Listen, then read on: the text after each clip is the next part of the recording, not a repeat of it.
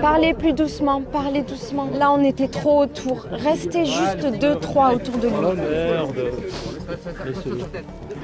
Cette fois-ci, en empêchant le cerf de regagner la forêt, alors que l'équipage avait décidé de le gracier tellement il y avait une tension de folie, eux, ils l'ont séquestré. Moi, je vais vous dire, l'équipage l'a gracié et les opposants l'ont achevé.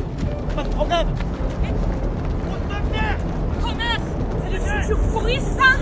Vous répétez ce que vous venez de dire aux gendarmes? Non, mais j'ai rien à voir Allez, avec... parlez aux gendarmes.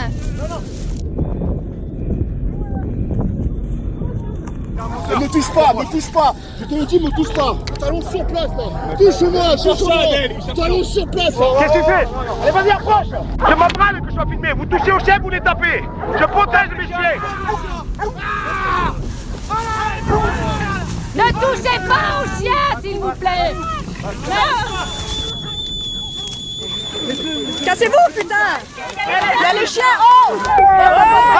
Les opposants à la chasse à courre veulent nous livrer une guerre d'images. Ils cherchent partout des mots, des images chocs pour essayer d'émouvoir l'opinion publique. Ça fait 6 mois qu'on les a dans toutes nos forêts.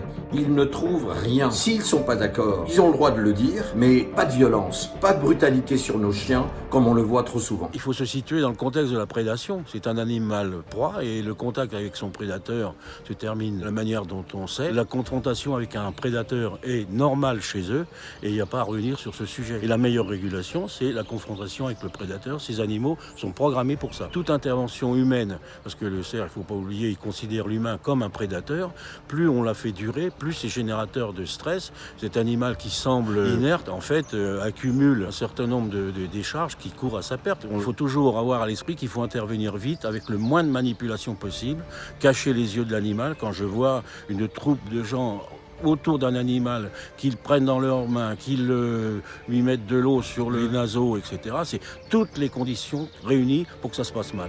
Il est apeuré, il n'arrive plus à respirer, on lui a donné à boire. Ils ont rentré les chiens, visiblement, mais on le lâche pas. Là, on appelle les associations. Tiens la tête, tiens la tête.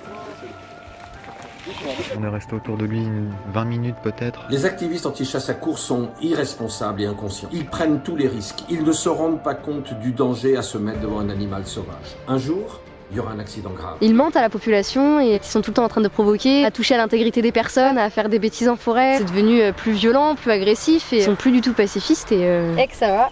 L'abolition de la vannerie, c'est super chérie. ah génial.